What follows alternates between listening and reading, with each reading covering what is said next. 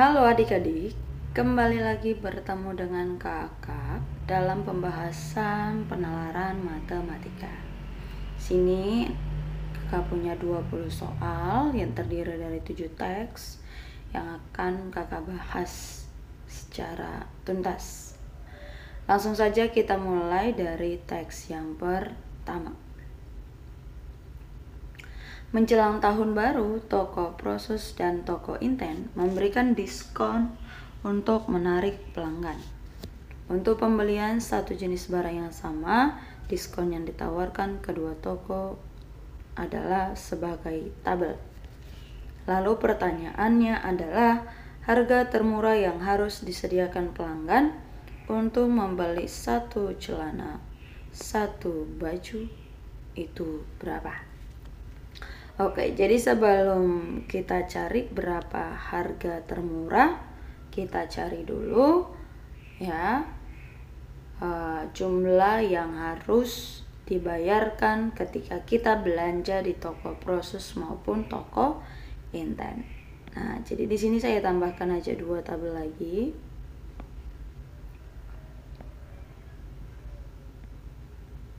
Nah, ini namanya tabel toko Prosus, ini namanya tabel toko Inten setelah dilakukan yang namanya diskon.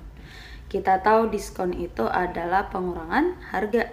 Jadi, untuk membeli celana ketika toko Prosus memberikan diskon 60%, berarti jumlah atau harga yang harus dia bayar setelah diskon itu sama dengan 100% dikurangi 60%, berarti setaralah dengan 40%. Nah, kalau diduitkan ini jadi berapa? Berarti 40% dari 120.000 gitu ya.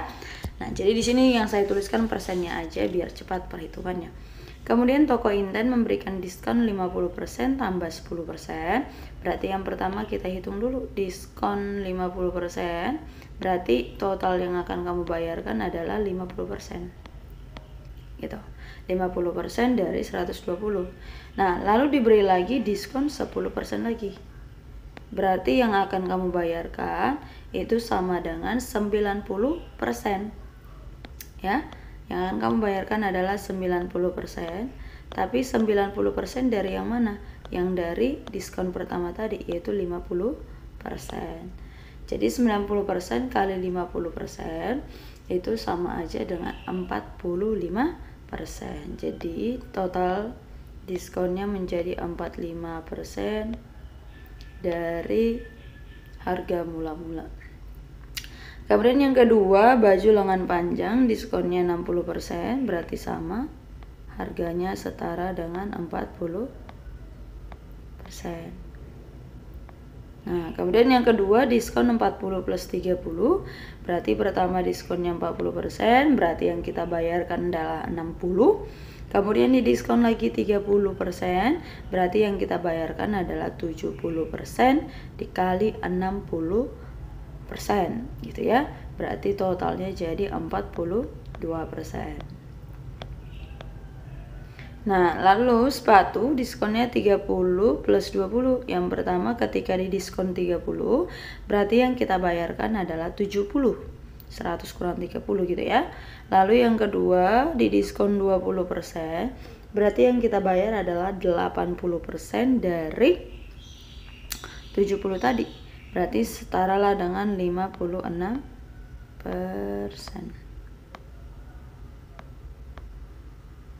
Lalu diberi diskon 45%, berarti yang kita bayarkan sama dengan 55%. Lalu untuk jaket diskonnya 40 plus 10. Yang pertama di diskon 40, berarti yang kita bayarkan 60. Kemudian di diskon 10, berarti 90 yang kita bayarkan. 90 kali 60 sama aja dengan 54%. Lalu yang terakhir di diskon 50%, berarti yang kita bayarkan adalah 50%. Nah, sekarang kita masuk ke soal nomor 1. Katanya dia pengen beli satu celana dan satu baju. Ya, supaya harganya paling murah, berarti dia beli di mana? Nah, untuk membeli celana dulu, Supaya paling murah berarti dia beli di Prosus karena harganya 40% gitu ya. Sementara untuk beli baju sama di Prosus juga. Nah, lalu kalau ditanya berapa harga termurahnya berarti tinggal kita hitung. Untuk satu buah baju itu harganya 40% dari 120.000. Untuk benar ya. Untuk celana maksudnya. Untuk celana berarti 40% dari 120.000 berarti sama dengan 48.000. Kemudian kita tambahkan untuk satu baju. Berarti satu baju sama dengan 40% dari 90.000. Berarti sama aja dengan 36.000. Nah, 36.000. Sehingga kalau kita totalkan 48 tambah 36 berarti ini setara dengan 84.000. Maka jawabannya adalah bebek. Kita lanjut yang nomor 2. Sophie hendak membeli satu buah celana, satu buah baju, dan satu pasang sepatu. Pertanyaan pertama, benar atau salah, Sophie akan mendapatkan harga termurah untuk membeli celana, baju, dan sepatu dari toko Inten saja. Kita kembali ke tabel ya. Dia mau beli celana, baju, dan sepatu. Kalau diminta harga termurah, berarti tadi udah jelas ya, harga termurah untuk celana dari Prosus, harga termurah dari baju itu dari Prosus juga. Sementara kalau sepatu harga termurahnya belinya harus di Inten. Nah, jadi untuk pembelian CBS yang benar supaya termurah adalah Prosus Inten. Maka yang nomor 1 tadi katanya dia membeli CBS itu dari toko Inten saja, itu jelas salah. Sophie mendapatkan harga termurah bila membeli celana baju dari Prosus sementara sepatu dari Inten. Ini benar ya berdasarkan tabel tadi. Lalu harga termurah bila celana dari Inten, baju dan sepatu ini dari toko Prosus. Salah ya. Karena tadi yang dari Prosus itu adalah celana baju, sepatu baru dari Inten ya. Berarti jawabannya adalah SBS. Berarti cicak. Kemudian kita lanjut. Vena ingin membelanjakan uangnya sebesar 200.000 dengan membeli celana, baju, dan sepatu. Maka yang dia minta komposisi yang boleh dia beli dengan uang sebesar 200.000 ini yang mana? Yang pertama, katanya dia membeli satu pasang sepatu dari toko Inten. Nah, kalau seperti ini, kita harus balik ke atas lagi ya. Satu pasang sepatu dari toko Inten. Satu pasang sepatu dari toko Inten. Kita lihat. Sepatu dari toko Inten itu harganya 55%. 55% dari 100.000 berarti setara dengan 55.000. Nah, berarti yang ini sama dengan 55.000. Kemudian 2 celana panjang dari Prosus dan 2 baju dari Prosus. 2 celana dari Prosus dan 2 baju dari Prosus. Coba 2 celana dari Prosus. Tadi celana harganya adalah 40% ya. Untuk celana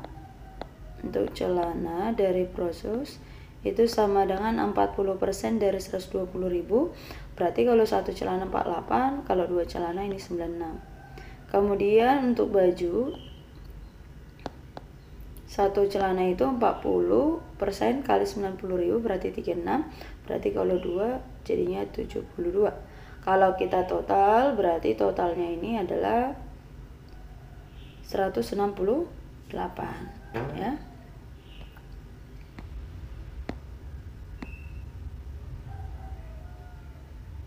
Nah, yang ini adalah 96.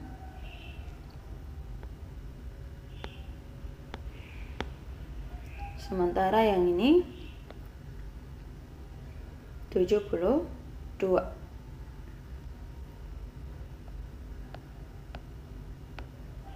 Nah, berarti kalau kita totalkan tadi 168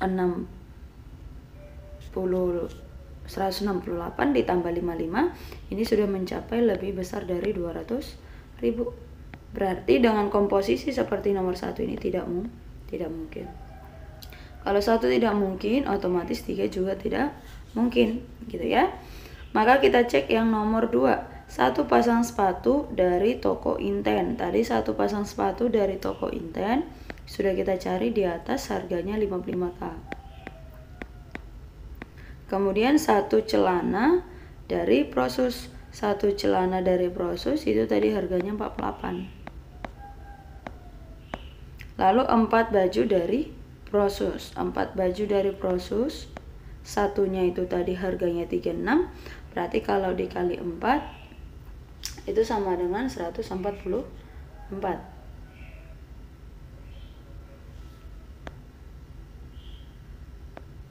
Nah, itu ya. Sehingga kalau semuanya ini kita total 144, kemudian ditambah 48, ya, ini juga sudah melebihi 200.000.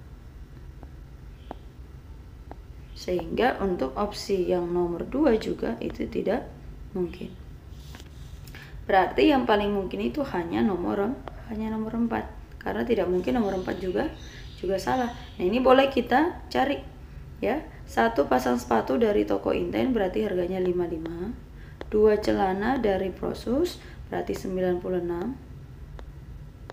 Kemudian 1 baju dari toko Prosus berarti 36. Nah, kalau kita hitung 55 ditambah dengan 96 kemudian ditambah dengan 36, ini di bawah daripada 200.000. Jadi jelas ya. Sehingga untuk opsi nomor 3 jawabannya adalah 4 saja atau dodol. Nah, itu untuk teks yang nomor 3. Kemudian nomor 4, Leticia hendak membeli 1 pasang sepatu dan sebuah jaket dari sebuah toko secara bersamaan. Selisih harga kedua jenis barang tersebut apabila dibeli dari kedua toko adalah berapa? Oke, jadi dia beli 1 sepatu dan 1 jaket dari kedua toko, lalu ditanya selisihnya. Kita akan lihat di sini sepatu dengan jaket. Mungkin kita bahas di sini aja ya, sepatu dan jaket. Oke, ini untuk menjawab soal nomor 4. Nah, untuk sepatu di toko Prosus, ini Prosus, yang ini toko Inten. Oke, untuk sepatu di toko Prosus itu harganya adalah sepatu. Kita lihat ya, sepatu. Nah, sepatu dari toko Prosus harganya adalah 56%. 56% dari 100.000 berarti itu setara dengan 56.000. Nah, 56.000 gitu ya. Sementara kalau sepatu dari Inten itu harganya 55.000. Lalu jaket dari toko Prosus adalah 54% dari 150.000. Berarti itu setara dengan 81.000 ya. Nah, ini 81.000. Sementara kalau dia dari Inten, 50% dari 150.000 itu setara lah dengan 75.000. Nah, kalau dia minta total daripada selisihnya, ya udah tinggal kita hitung aja. Ya, tinggal kita hitung untuk sepatunya aja dulu ya. Untuk sepatunya aja dulu.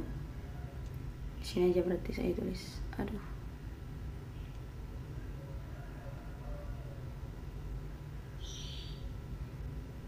Nah, jadi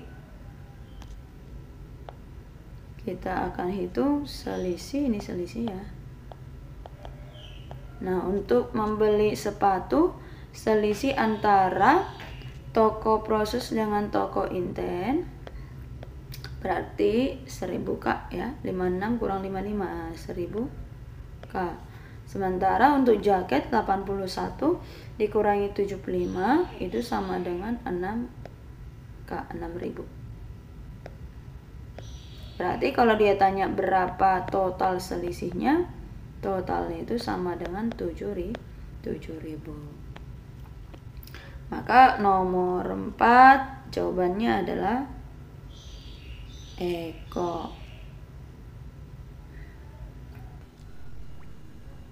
Oke, kita lanjut untuk teks yang kedua. Dalam suatu industri, hasil produksi dari sebuah mesin pada setiap T adalah FT.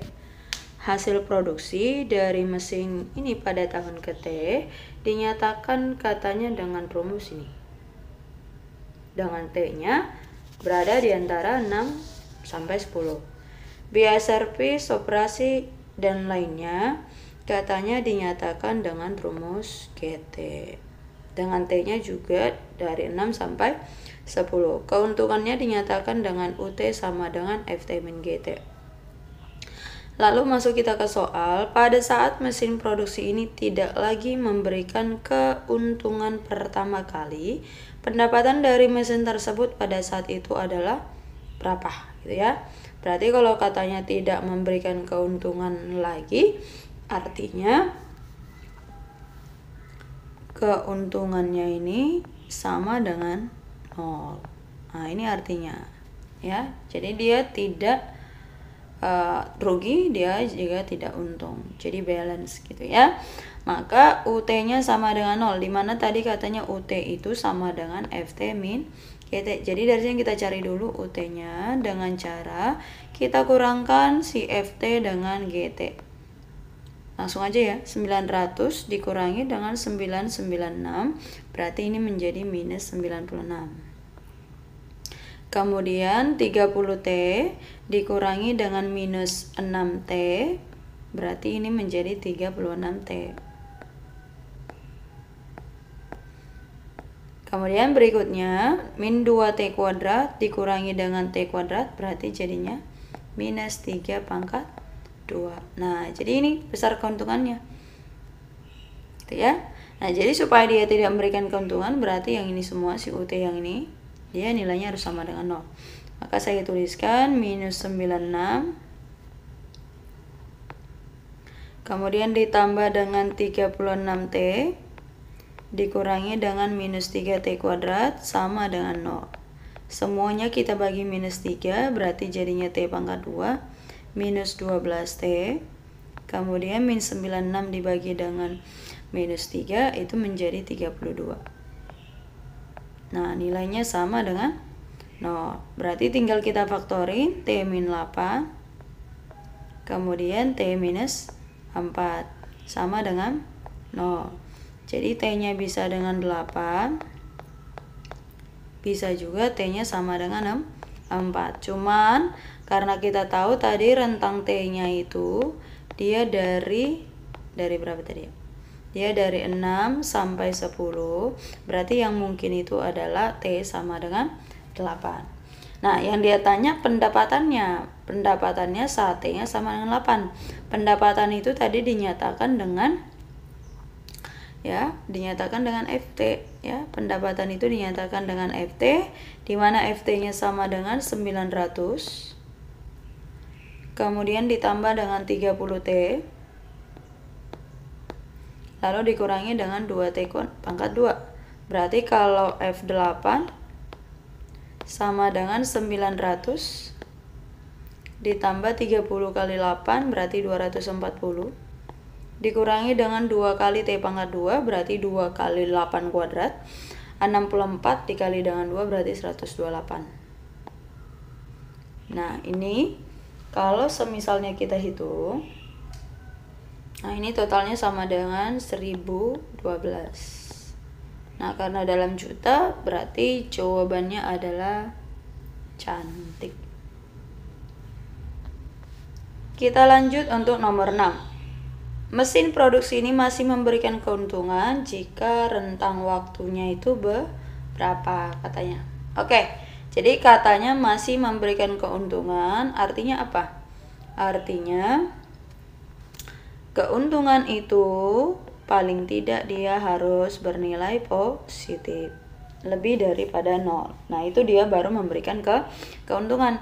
Nah, tadi UT-nya siapa? Min 96. Kemudian tambah 36T ditambah 36T dikurangi dengan 3T pangkat 2. Nah, ini nilainya lebih dari 0. Sama konsepnya, sama-sama kita bagi minus 3. Berarti ini jadi T pangkat 2 dikurangi dengan 12T. Kemudian kita tambahkan dengan 32. Karena dibagi minus berarti menjadi lebih kecil dari 0. Berubah tanda jadinya ya. Nah, tadi kita faktorin. Faktornya ini T min 8, T minus 4 lebih kecil dari 0. Nah, dari sini tadi T-nya 8. Yang ini T-nya 4. Nah, karena mintanya itu lebih kecil daripada 0, maka nanti cara menyelesaikannya berarti langsung dalam bentuk interval. Jadi T-nya berada di antara 4 dan 8. Nah, yang kita peroleh ini nanti kita iriskan dengan rentang waktu yang ada. Di mana rentang waktu yang ada itu dari 6 sampai 10. Jadi logikanya aja ya, nggak perlu kita buat seperti ini juga udah langsung jelas ya. Yang ini 4, yang ini 6, kemudian di sini 8, lalu yang di sini 10. Gitu ya. Nah, yang pertama yang kita dapat tadi adalah dari 4 sampai 8. Nah, yang ini 4, yang ini 4, kemudian yang ini 8. Sementara yang diketahui rentangnya dari 6 sampai 10. Nah, sehingga kalau dia tanya, dia akan memberikan keuntungan dalam rentang berapa? Berarti dalam rentang 6 sampai 8 tahun ya. Jadi nanti T-nya itu berada gini. Oke, berarti jawaban yang paling mungkin itu adalah dodol ya. Jadi adik-adik harus perhatikan tandanya ya, soalnya 6 sampai 8 ada 2 di sana. Jadi diperhatikan tandanya. Kita lanjut yang nomor 7. Pada rentang waktu T dengan T-nya 8 sampai 10, laju perubahan F terhadap T adalah L1. Sementara laju perubahan G terhadap laju perubahan G terhadap T adalah L2. Jadi asal dikatakan dia laju perubahan, itu berarti artinya turunan pertama.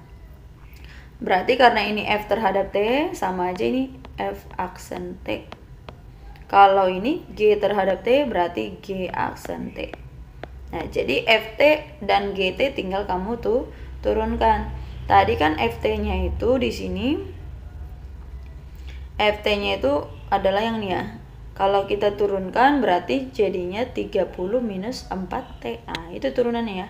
30 minus 4T. Nah, 30 minus 4T. Itu kalau F aksen T. Sementara kalau G aksen T, kita lihat di sini GT-nya adalah ini. Berarti kalau kita turunkan, ini menjadi minus 6 ditambah 2T. Minus 6 ditambah 2T. Nah, jadi rentang waktunya katanya dari 8 sampai 10. Sekarang kita substitusi aja. Saat T-nya misalnya 8, kita substitusikan ke sini. T-nya 8. Berarti 30 kurang 32, maka kita peroleh bahwa L1 itu lebih kecil dari 0. Kita masukin 9, makin 9 ya makin lebih negatif lagi ya. Berarti fix saat ditanya F aksen T dari rentang 8 sampai 10 mengakibatkan F aksen T-nya itu bernilai negatif. Berarti kesimpulannya L1-nya lebih kecil daripada 0. Sementara untuk G aksen T, kalau kita masukkan untuk T8, T9 dan seterusnya, saat T-nya 8 berarti minus 6 ditambah 2 kali 8 mengakibatkan L2-nya bernilai positif. apalagi T-nya sama dengan 9 dan seterusnya, berarti L2-nya semakin positif. Berarti fix ya, saat dia tanya Gaksen T dalam waktu 8 sampai 10, kesimpulannya L2-nya menjadi positif. Jadi L1 negatif, L2 positif. Berarti jawabannya adalah cantik.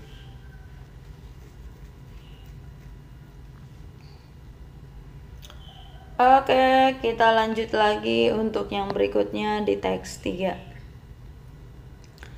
Tabel di bawah menyatakan banyak siswa di 5 sekolah. Persentase siswa perempuan di SMA 1 dan SMA 2 adalah 60% masing-masing. Sementara di SMA 3, 4, 5 adalah 40% masing-masing. Oke, jadi untuk soal yang nomor 8 ini mungkin saya tambahkan lagi di sini tabelnya ya.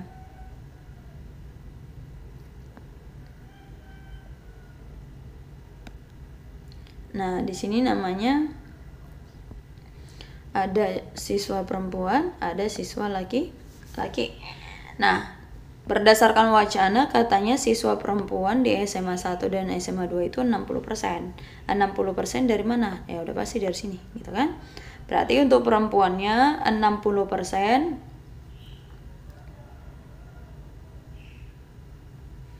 Nah, 60% daripada 90 berarti itu sama dengan 54.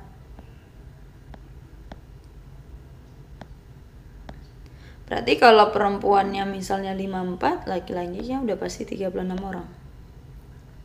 Kemudian yang kedua sama, di SMA 2 juga begitu, 60% katanya adalah perempuan, berarti 60% dari 120 adalah 72.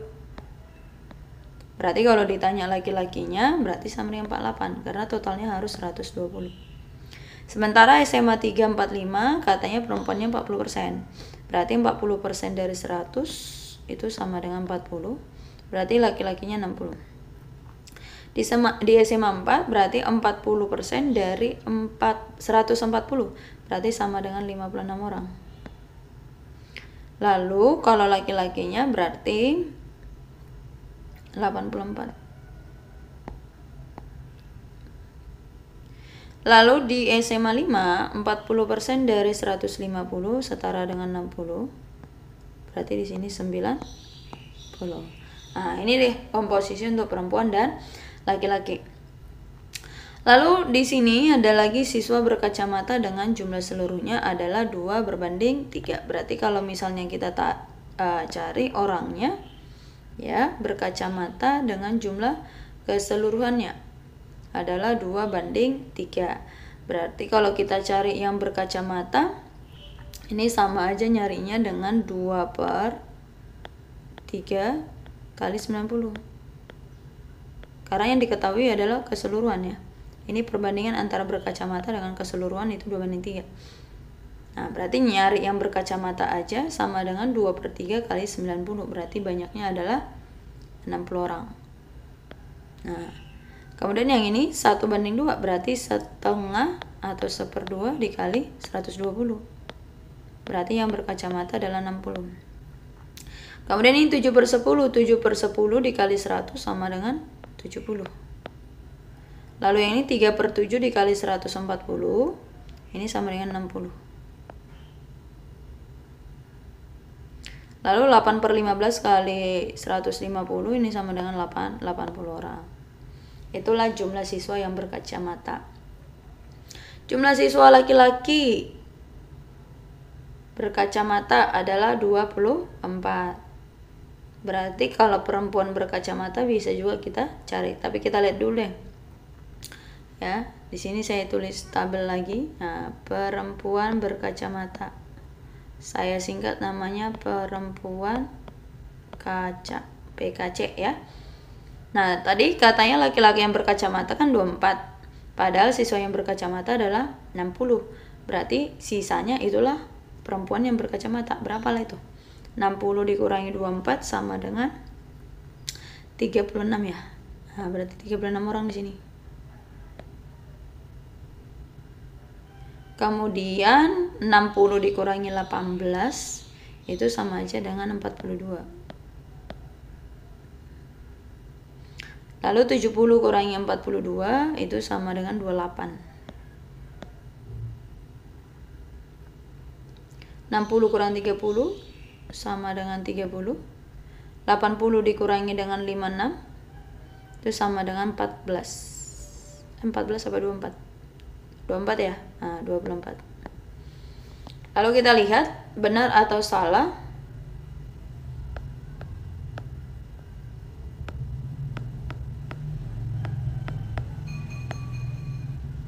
Nah, benar atau salah, jumlah siswa perempuan berkacamata di SMA 1 dan SMA 2 adalah 78. Jumlah siswa perempuan berkacamata di SMA 1 dan SMA 2 berarti benar ya? 36 tambah 42, 78. Nah, ini benar. Kemudian rasio siswa laki-laki berkacamata di SMA 2 dan 4 adalah 3:5. Rasio laki-laki kacamata SMA 2 dan SMA 4. SMA 2 yang ini, SMA 4-nya yang ini. Kalau kita bandingkan berarti 18 berbanding 30. 18 banding 30 sama-sama kita bagi 6. Berarti ini 3, yang ini 5. Mengakibatkan ini juga benar. Rata-rata jumlah siswa laki-laki di SMA 3, 4, 5 adalah 77. Rata-rata jumlah siswa laki-laki nih ya, di SMA 3, 4, 5 berarti 60, 80, 90. Ya kan? Yang namanya mencari rata-rata berarti kita jumlahin seluruhnya. Nah, untuk yang ini kita jumlahin berarti 60 tambah 84 tambah 90 bagi 3. Masing-masing kita bagi 3 aja biar gampang. 60 bagi 3 itu 20. 84 dibagi 3 itu adalah 28.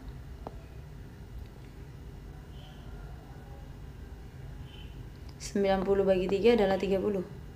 Sehingga kalau kita totalkan ini adalah 78. Berarti salah. Maka yang benar adalah BBS, sehingga jawabannya adalah bebek.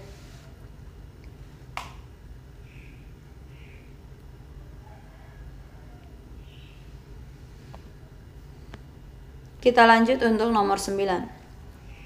Sekolah yang memiliki selisih jumlah siswa laki-laki dan perempuan tak berkacamata yang kurang dari 10 orang adalah SMA berapa aja gitu ya. Jumlah siswa laki-laki dan perempuan tak berkacamata. Oke, jadi kita akan cari perempuan tak kacamata dulu di sini.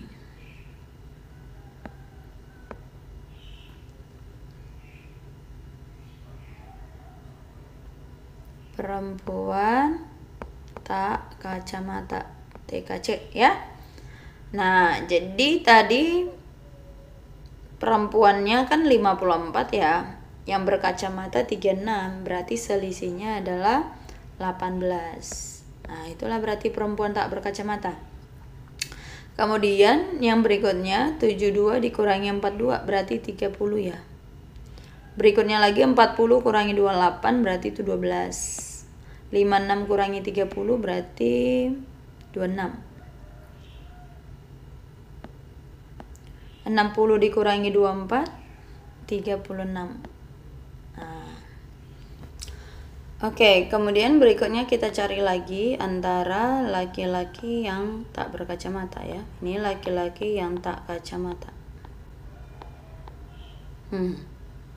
Tadi di sini laki-laki yang berkacamata, berarti yang kita lihat fokus yang ini ya. Sama yang ini. Ya, laki-lakinya ada 36, yang berkacamata 24, berarti selisihnya adalah 12. Terus laki-lakinya berikutnya 48, yang berkacamata 18, berarti selisihnya 30. Berikutnya lagi 60 dikurangi 42 berarti sama dengan 18 juga ya. Nah, terus 84 dikurangi 30 berarti 54. Lalu yang terakhir 90 dikurangi dengan 56 berarti setara dengan 34. Nah, 34. Jadi yang dia minta dalam soal adalah selisih yang dua ini ya. Antara perempuan tak berkacamata dengan laki-laki yang tak berkacamata. Nah, kalau kita hitung selisihnya, nih yang dua ini kita hitung selisihnya. Berarti 18 dikurangi dengan 12 sama dengan 6. 30 ini 0. 12 dikurangi 18, 6. Yang ini 26 dikurangi 54 itu 28 ya, 28. 36 dikurangi 34 berarti 2. Nah, jadi di dalam soal katanya yang dimana sejumlah siswa laki-laki dan perempuan yang tak berkacamata yang kurang dari kurang dari 10. Berarti yang kurang dari 10 itu ini iya, ini iya, ini iya, ini iya. Berarti kecuali SMA 4. Nah, kecuali SMA 4. Kebetulan di sini tidak ada SMA 4, berarti semuanya benar. Jadi jawabannya adalah Eko.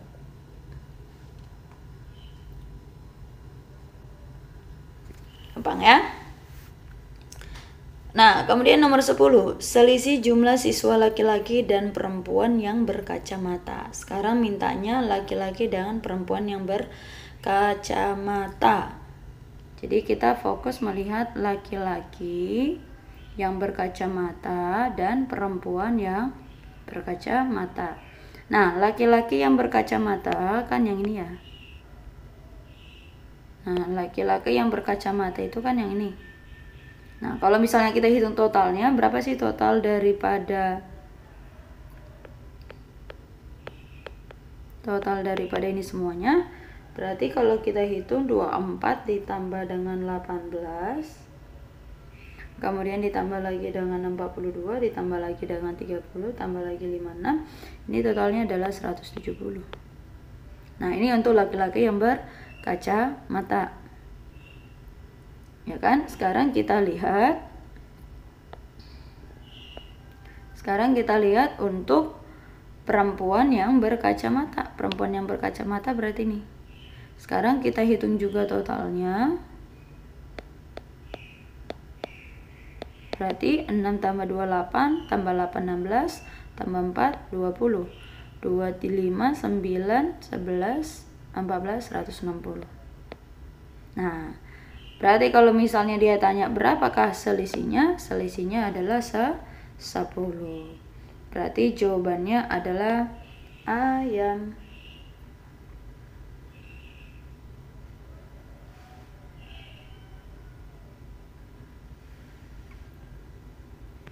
Kita lanjut lagi untuk teks yang 4. Sebuah kotak berisi beberapa kelereng hanya berwarna merah, putih, dan biru. Ketika 3 kelereng diambil sekaligus secara acak, peluang kejadian berikut ini bernilai sama. Jadi katanya terambilnya 3 kelereng merah, itu samalah kejadiannya dengan mengambil 1 kelereng putih dan 2 merah dan seterusnya. Nah, sebelum kita jawab nanti pertanyaannya, berarti kita cari dulu berapa banyak merahnya, putih, dan birunya. Berarti memilih 3 kelereng merah itu sama aja kombinasi 3 dari M. Nah, jadi nilainya ini katanya sama dengan memilih 1 kelereng putih. Memilih 1 kelereng putih, kita anggap aja atau asumsikan aja banyak kelereng putihnya tadi P, sementara merahnya M ya. Birunya adalah B. Memilih 1 kelereng putih, berarti langsung aja berapa banyak warna putihnya, ya segitulah. Banyak cara untuk memilih kelerengnya, berarti P ya. Memilih 2 merah berarti kombinasi 2 dari M. Nah, ini tinggal kita selesaikan. Kombinasi 3 dari M itu artinya mundur 3 langkah. Dimulai dari M, M-1, kemudiannya M-2 faktorial. Lalu dibagi dengan 3, 2, 1. Sama dengan putih, yang ini mundur 2 langkah.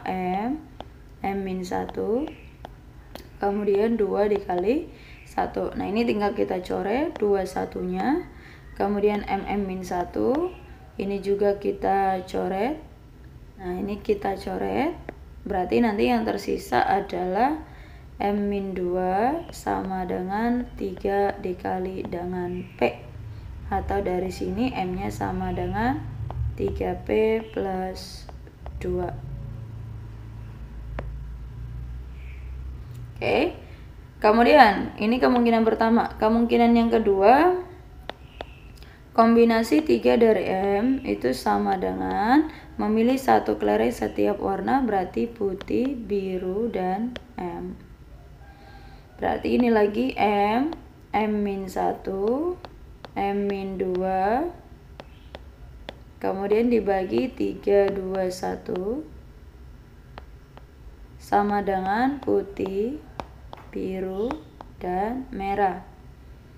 Ya kan, yang bisa kita coret merahnya, lalu tadi M-2 itu kan sama dengan 3P ya, berarti boleh saya gantikan M-1, M-2 itu setara dengan 3P, lalu dibagi 3 kali 2 sama dengan putih, biru. Yang bisa dicoret lagi, putihnya boleh, 3-nya juga boleh. Berarti kita akan peroleh nilai M-1 sama dengan 2 kali biru, atau dari sini merahnya sama dengan 2 biru ditambah dengan 1. Nah itu dia.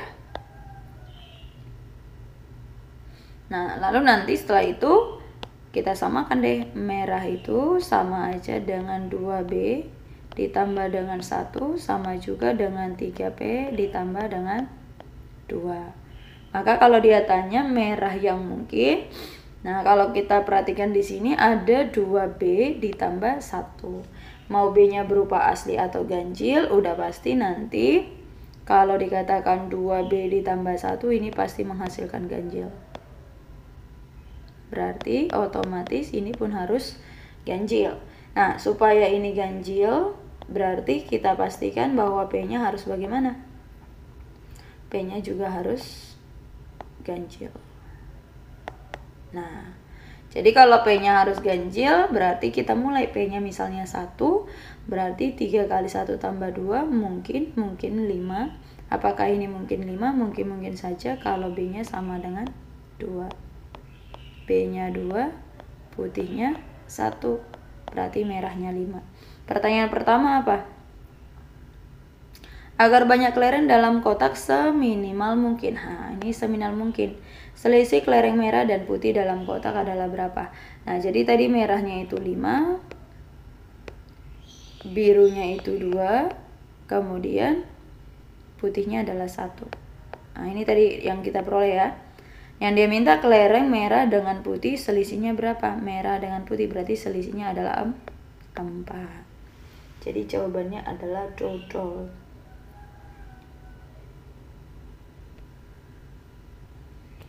Kita lihat nomor 12. Ada 5 kelereng merah dalam kotak tersebut. Benar ya?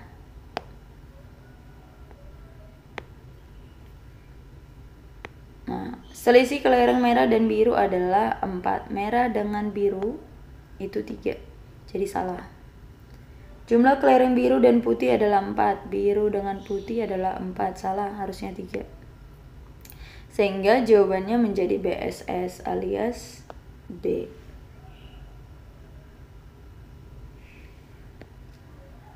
Kita lanjut lagi nomor 13.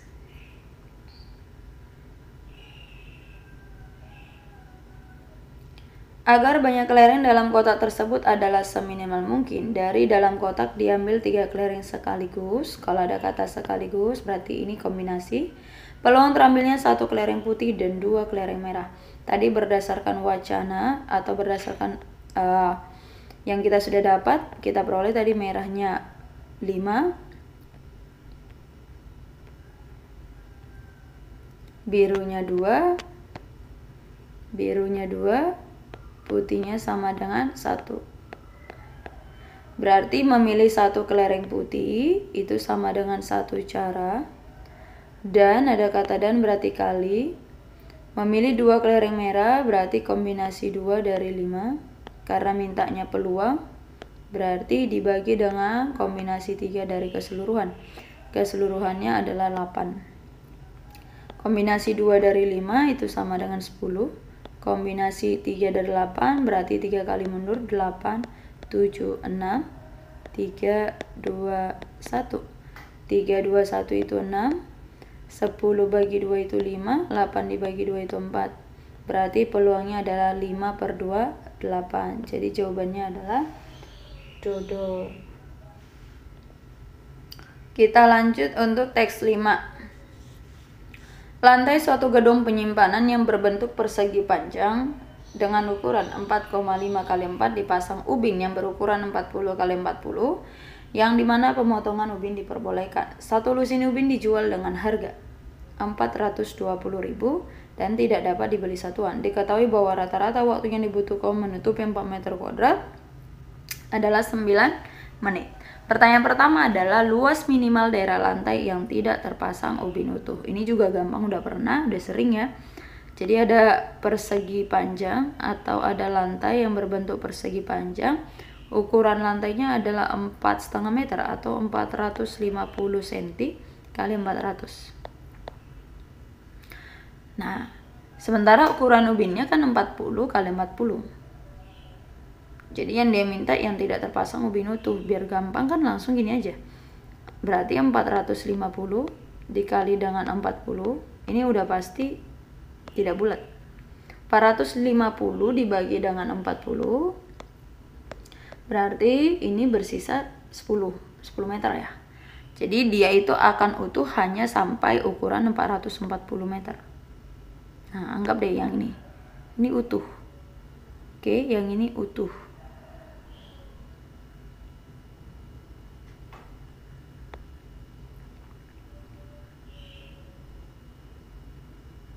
Nah, ini utuh.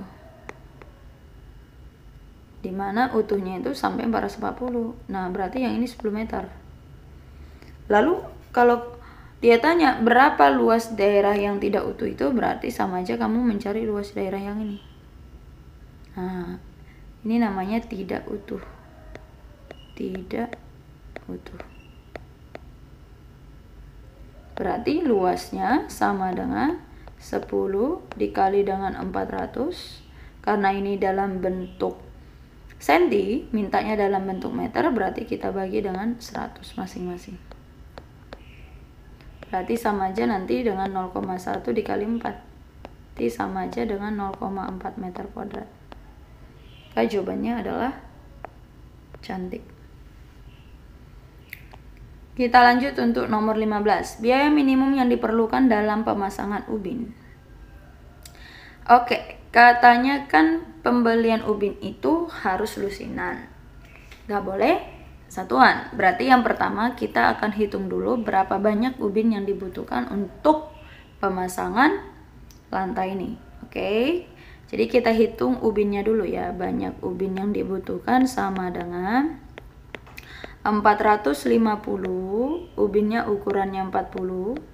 Kemudian dikali 400 dibagi dengan 40. Nah, 450 dibagi dengan 40 ini 11 koma. Berarti karena ini tidak boleh pembelian nggak boleh pecahan juga, berarti kita bulatkan ke 12. Sementara 400 dibagi dengan 40 ini hasilnya sama dengan 10. Berarti kalau ini kan banyak buahnya ya, 12 dikali dengan 10 buah. Nah, karena mintanya atau belinya dalam lusinan, berarti sudah pasti kita bagi dengan 12. Karena satu lusin itu adalah 12 buah. Berarti setaralah ini dengan 10 lusin. Satu lusin harganya adalah 420. Berarti kalau 10 lusin yang dia beli harganya adalah 4.200.000. Berarti jawabannya adalah ayam. Nomor 16. Jika ukuran ubin diganti, manakah ukuran berikut yang dapat menutupi lantai tanpa melakukan pemotongan ubin? Yang pertama katanya ukuran ubin yang digunakan adalah 30 x 30. Mungkin enggak? Ya. Jadi kalau katanya tidak boleh melakukan pemotongan, berarti harus utuh ya, harus bulat gitu. Jadi cara gampangnya langsung aja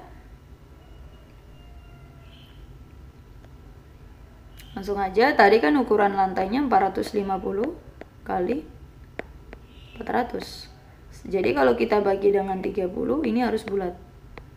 Kalau kita perhatikan di sini 400 dibagi dengan 30 itu tidak bulat, berarti yang ini tidak mungkin. Nah, yang ini tidak mungkin. Karena kalau seperti ini ukurannya, dia akan dilakukan yang namanya pemotongan. Kemudian yang kedua, ini yang pertama. Yang kedua, kalau 450 kali 400 dibagi dengan 50, 450 bagi 50 itu bulat, 400 bagi 50 juga itu bulat. Berarti ketika ukuran ubin diganti dengan 50 kali dengan 50, maka tanpa melakukan pemotongan ubin itu adalah mungkin. Kemudian berikutnya yang ketiga, kalau ukuran ubinnya adalah 60 kali 60. Nah, kita tahu lagi bahwa 400 dibagi 60 ini juga tidak bulat. Karena tidak bulat, berarti di sini akan dilakukan yang namanya pemotongan. Maka ini juga tidak mungkin. Berarti tidak mungkin tidak ya. Tidak mungkin tidak. Maka jawabannya adalah dodol.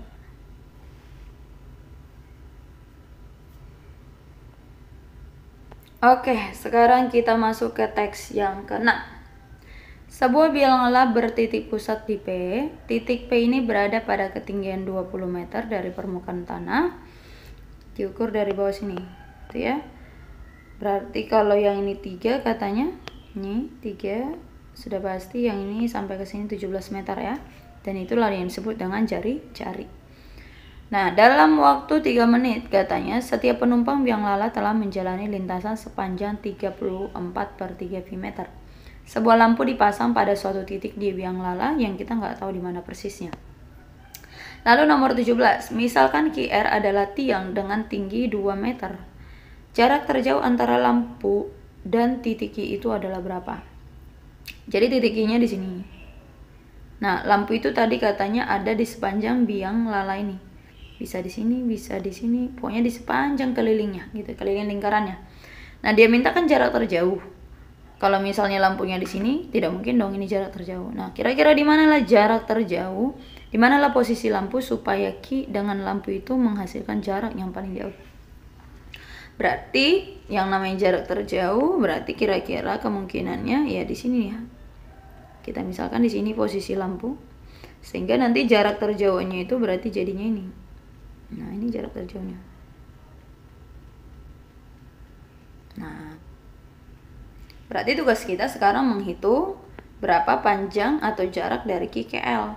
Nah, bagaimana cara mencari jarak Q ke L? Kan harusnya Pitagoras. Cuman kalau kita teruskan dari sini, kita tarik misalnya garis begini, kemudian ke sini kita hubungkan. Nah, sementara kan ini nggak tahu kita berapa panjangnya, ya kan? Jadi kalau misalnya kita tidak tahu panjang dari tersebut, berarti caranya, misalnya ini saya buat namanya titik O, berarti cara mencari QL itu sama aja nanti QO ditambah dengan OL. Nah, pertanyaan bagaimana nyari QO? Nah, nyari QO itu kan boleh kita gunakan rumus Pitagoras. Nah, di mana ini namanya segitiga siku-siku kan. Yang ini 17. Jarak dari sini sampai ke sini ada 24. Nah, ini 24. Sementara yang ini kan jari-jarinya 17. Lalu dia berlebih sedikit ke sini. Karena ini 2, yang ini 3, otomatis yang ini 1. Jadi yang ini 1 nih. Yang berlebih dia sampai ke sini ini 1. Sehingga nanti panjangnya jadi 18. Maka nyari QO ini berarti sama dengan 18 kuadrat ditambah dengan 24 kuadrat. Kemudian kita tambahkan dengan OL. OL itu adalah jari-jari, berarti ditambah dengan 17. Nah, 18 kuadrat ditambah dengan 24 kuadrat, kalau diakarin kan itu sama dengan 30 ya. Nah, ini 30 ditambah dengan 17. Berarti jarak terjauhnya adalah 47. Jadi jawabannya adalah cantik. Kemudian nomor 18. Pada suatu saat seseorang berada di titik C. 12 menit kemudian dia berada di titik yang jaraknya ke garis AC itu adalah berapa meter. Jadi kita hitung dulu dalam satu putaran. Dalam satu putaran kan rumusnya sama aja mencari keliling daripada lingkaran ya, dimana rumusnya itu adalah 2VR. Jari-jarinya 17 berarti ini menjadi 34 pi. Nah, jadi satu putaran penuh ya, panjang lintasannya itu adalah 34 pi. Nah, kemudian dalam 3 menit katanya dia menempuh 34 per 3 V. 34 per 3 V itu berarti sama aja dengan 1/3 putaran, ya kan? 1/3 putaran. Nah, berarti kalau mintanya dalam 12 menit, berarti 12 menit ini, ya kan, sama aja dengan 9 menit ditambah 3 menit.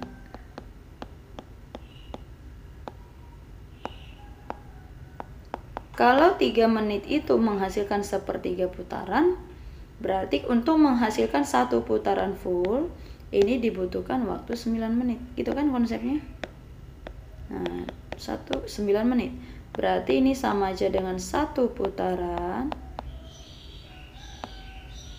ditambah 1/3 putaran lagi. Jadi ibaratnya kalau kita ilustrasikan gini. Jadi kan awalnya dia berada di C sini. Kemudian dia mutar-mutar selama 12 menit. Jadi ketika dia mutar, kan satu putaran itu setara dengan 9 menit. Nah, jadi 9 menit dia kembali lagi ke awal. Berarti 3 menit lagi dia harus menempuh 1/3 putaran lagi. Nah, 1/3 putaran lagi itu sampai di mana? Kalau sampai yang ini kan 1/4 namanya, 1/4. Berarti kalau 1/3, nah biar gampang 1/3 putaran ini, kalau kita hitung dalam derajat, berarti sama aja 1/3 dikali 360. Berarti setara dengan 120 derajat. Nah, berarti 120 derajat itu kira-kira di mana? Nah, kira-kira aja, berarti ini kan namanya 90. Berarti nambah 30 lagi. Jadi kurang lebih misalnya di sini aja. Nah, ini dia. Jadi posisi seseorang itu misalnya di sini. Nah, ini posisi seseorang. Itu kalau misalnya kita ilustrasikan. Nah, jadi posisinya di sini. Lalu yang dia minta adalah di dalam soal jarak seseorang itu ke garis AC. Nah, jarak seseorang itu ke garis AC. Di mana tadi yang ini 120 ya? Ini 120 derajat. Nah, jadi jaraknya ini ke si AC. Gimana lah nyari ini ke si AC? Berarti tinggal tarik secara tegak lurus. Nah, ganti dulu warnanya. Tarik secara tegak lurus. Nah, berarti siku-siku nih. Jadi yang ditanya itu yang ini. Yang warna hitam. Berapa X-nya? Jadi kan kalau ini 120, ini namanya berpelurus kan ya. Otomatis yang ini 60. Berarti mau nggak mau yang ini 30. Karena total segitiga harus 180. Jadi karena tujuan kita mau nyari X, sementara yang diketahui kan jari-jarinya 17, sudutnya 30. Berarti nanti kita arahin deh. Kita arahin ke pakai 30 derajat boleh, pakai 60 juga boleh. Nggak ada masalah ya, yang manapun nggak masalah. Misal yang kita pakai adalah sinus 60. Sinus 60 itu kan dalam segitiga siku-siku adalah depan per miring. Depannya X, miringnya adalah 17. Berarti nyari X itu sama dengan sinus 60 dikali 17. Sinus 60 kan setengah akar 3 ya. Nah, dikali dengan 17. Berarti sama aja nanti dengan 17/2 akar 3. Nah, ini deh untuk jarak dari seseorang ke titik AC. Nah, dia mintanya dalam koma ya. Oke, akar 3 itu kan sekitaran 1,7. Kemudian 17/2 itu 8,5. Berarti 8,5 kali 1,7 itu sekitaran 14,45. Oh, ada akar 3-nya. Berarti ini 8,5 akar 3 deh ya. 17 bagi 2 8,5. Berarti 8,5 akar 3. Jadi jawabannya adalah Eko. Kemudian teks yang ke-7. Pada suatu hari dilakukan pengamatan terhadap virus yang berkembang dengan membelah diri menjadi 2. Pada awal pengamatan terdapat 3 virus. Pembelahan terjadi setiap 2 jam. Setiap 3 hari 1/4 dari virus dibunuh. Selisih banyaknya virus yang hidup pada hari ketiga dengan hari kelima adalah 18 virus. Benar atau salah? Oke, jadi kita mulai di hari pertama ya. Ini hari. Nah, hari pertama virusnya sudah ada ya.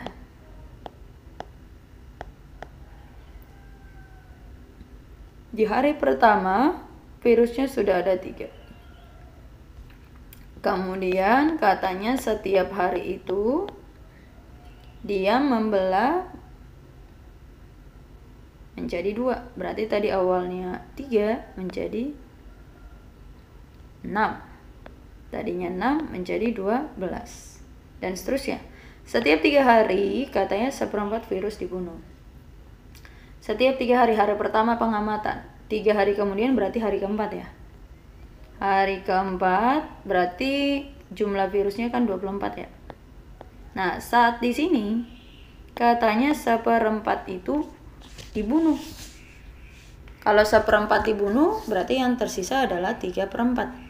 3/4 dari 24 itu sama dengan 18. Berarti di sini sisanya adalah 18. Kemudian di hari kelima, nah di hari kelima berarti membelah diri lagi. 18 kali 2 berarti 36.